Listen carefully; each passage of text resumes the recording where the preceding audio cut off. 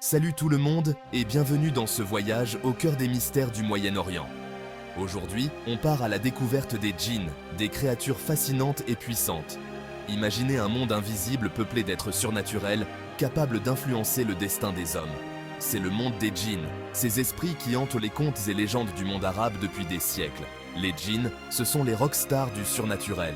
On les dit nés du feu, contrairement aux humains faits d'argile. Invisibles mais omniprésents, ils partagent notre monde sans que nous puissions toujours les percevoir. Leur pouvoir est immense, capable de rivaliser avec celui des dieux. Mais attention, les djinns sont loin d'être des enfants de cœur. Leur nature est complexe, faite d'ombre et de lumière. Certains sont bienveillants, d'autres maléfiques, et tous sont capables de changer d'avis comme de chemise. Accrochez-vous bien, on plonge dans le monde mystérieux et fascinant des djinns. Les djinns sont des créatures étonnantes et imprévisibles.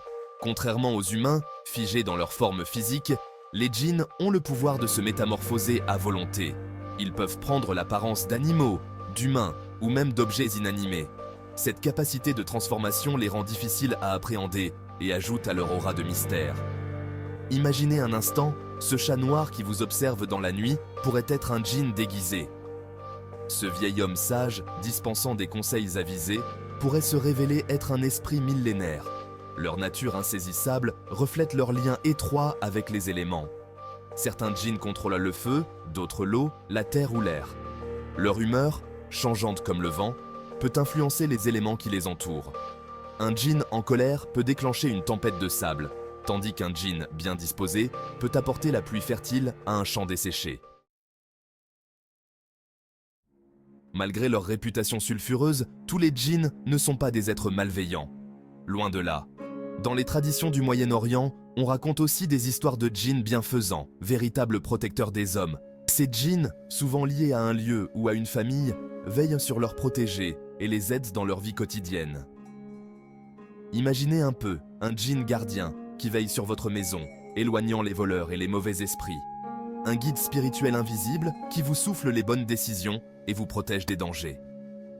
Ces histoires de djinns protecteurs sont souvent liées à des objets magiques, lampes, talismans ou encore formules secrètes transmises de génération en génération. Ces objets permettent d'entrer en contact avec le djinn et de solliciter son aide en cas de besoin. Mais attention, les djinns ont aussi un côté obscur.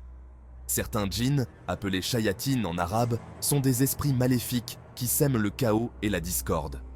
Ils se nourrissent de la peur et du désespoir des hommes et prennent plaisir à les tourmenter. On raconte des histoires terrifiantes de djinns qui hantent les cimetières, les ruines ou les maisons abandonnées. Ils peuvent provoquer des maladies, des accidents ou même pousser les hommes au crime. Les djinns maléfiques sont souvent associés à la magie noire et aux pratiques occultes. On dit qu'il est possible de les invoquer pour accomplir des actes maléfiques, mais attention au retour de bâton. Car un djinn, même lié par un pacte, reste un être libre et imprévisible. Si vous voyagez au Moyen-Orient, ouvrez l'œil et tendez l'oreille. Les djinns sont partout, mais ils affectionnent particulièrement certains lieux chargés de mystère et d'énergie. Les vastes étendues désertiques, par exemple, sont considérées comme des territoires djinns depuis la nuit des temps.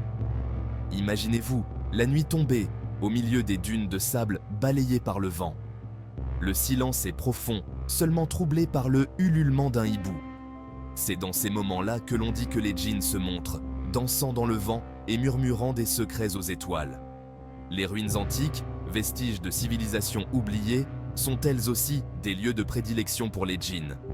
On raconte que les djinns aiment s'installer dans les palais abandonnés, les temples en ruine ou les anciennes cités ensevelies sous le sable. Ils y trouvent un refuge contre le monde des hommes et se nourrissent de l'énergie des lieux.